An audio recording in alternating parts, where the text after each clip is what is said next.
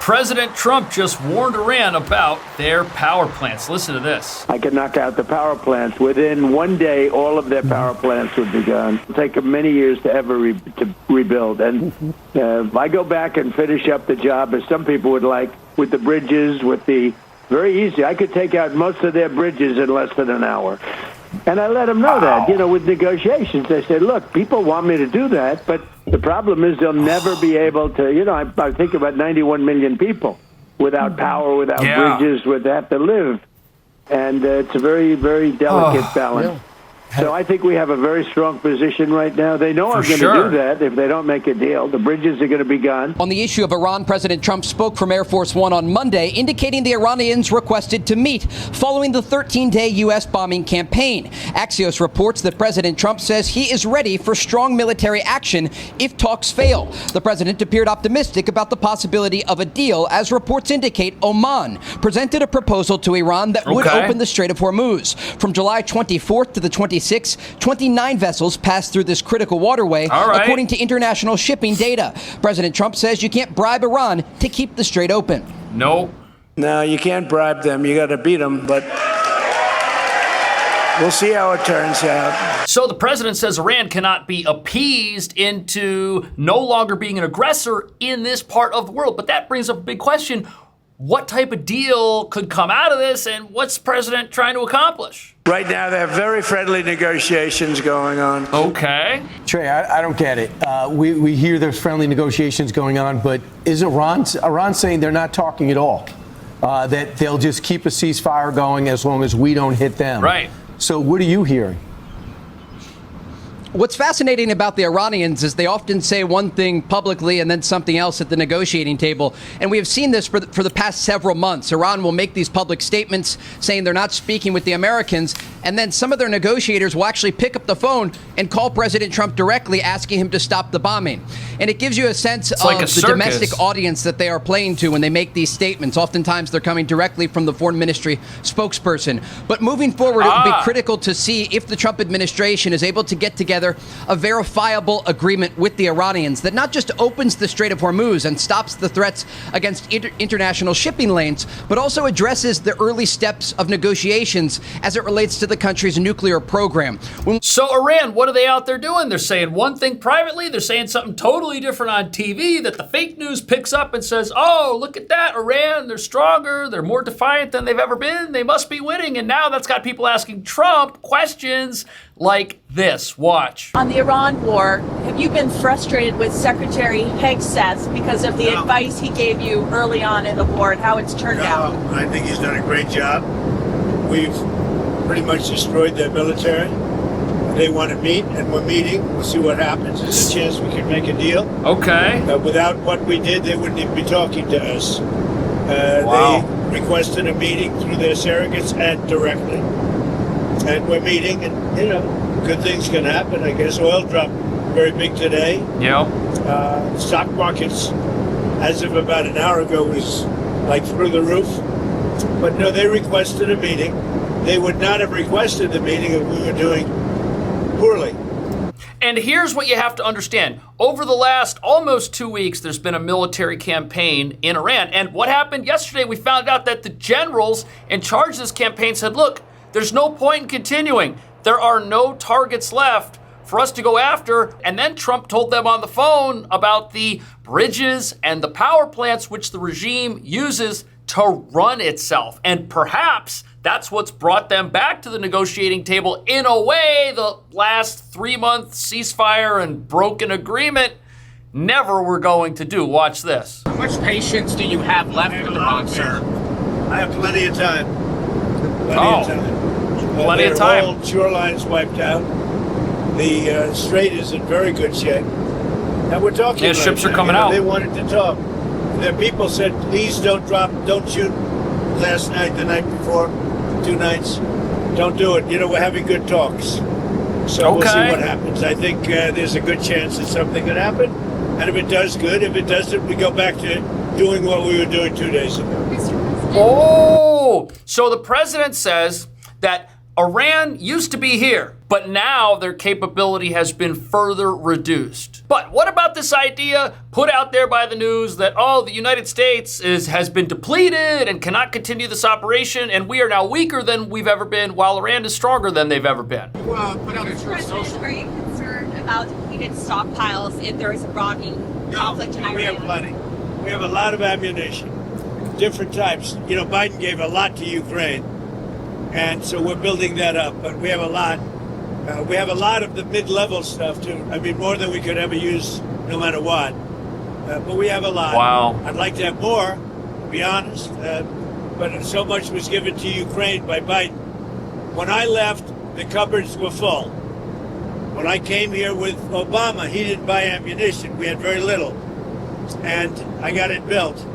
Now, as soon as I left, they gave a lot of it to Ukraine. I mean, numbers that nobody's ever seen before. So we're building it very rapidly. Plants are being built. A lot of equipment's being built. The Patriots in particular are being built. The THAAD system is going up. We have a lot. Every one of our contractors is building 4 to 5 plants right now. And we're in very good shape. But for some of the more sophisticated stuff, we'd certainly like to have more. Biden gave a lot of it away.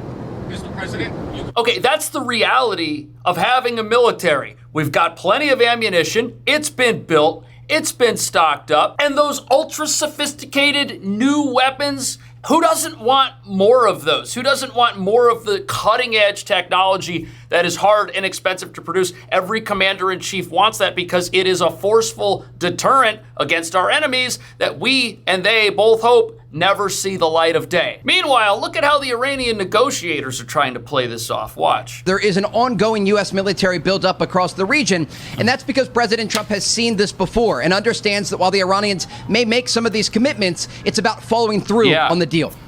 Yeah, they're going to have Trey, to you know, follow if the through. Iranians are serious about, let's make a deal, why would the Iran state-linked media put out that very disturbing propaganda video about the president and his family yesterday? That was awful, man.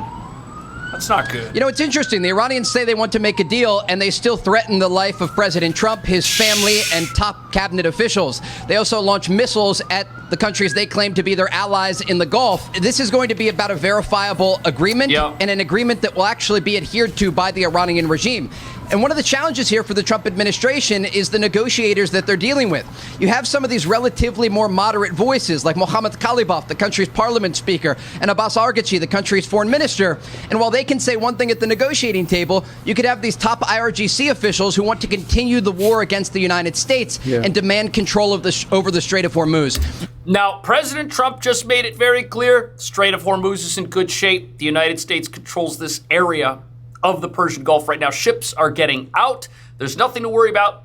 Oil's on its way down. Iran does not control this. Why are they attacking their neighbors? Well, they're out there looking for leverage. Why are they issuing these threats against the president and his family? They're trying to score propaganda points at home and in the fake news hostile media here in the United States. And whenever their negotiators get out there and make some deal, even if their president signs it, remember their president signed the memorandum of understanding, and then that was broken in 3 days. Why? Because the generals, they're the ones that decided to save face and to go on the offense again, so to speak, and to try to find leverage by bringing Saudi Arabia or by trying to bring Israel or their neighbors like Kuwait into this conflict to try to make them pay for what the United States does so that they'll then come around and say, hey, Trump, knock it off. The only problem is they're isolating themselves with this behavior. Their neighbors, who they claim are their allies, they're not their allies at all anymore. And I think this speaks to why the U.S. military is continuing their buildup across the region and why the president, just as recently as yesterday, said he is open to strong military action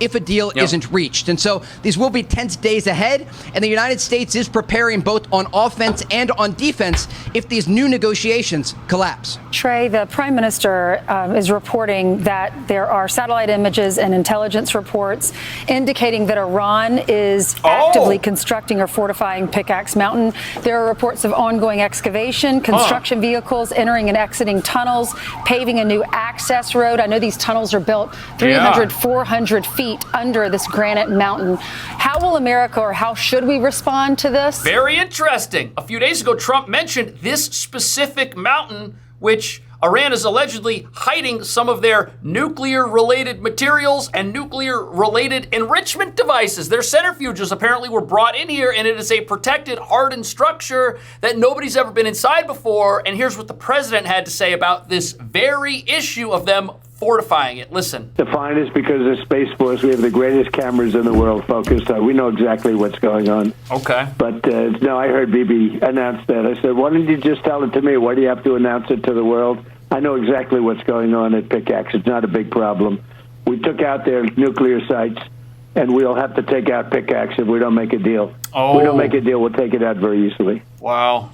So the president there threatening Iran, saying absent a deal, he will order an airstrike on Pickaxe Mountain. He also sounded a little irked there with the Israeli prime minister talking about this intelligence, talking about Pickaxe Mountain to the press and not dealing with him directly, guys. Hey, Lucas, what kind of munition has to penetrate Pickaxe Mountain? What do we have?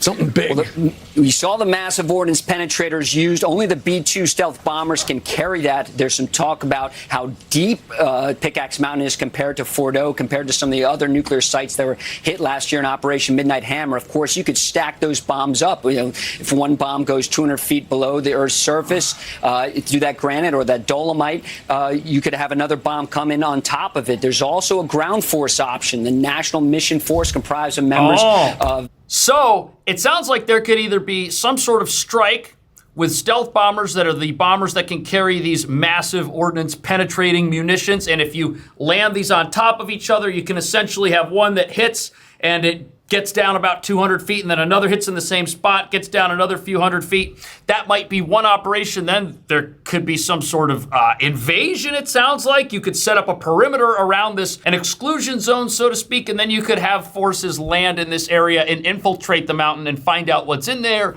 while protecting them. Or remember, Iran does not have an air force at this moment.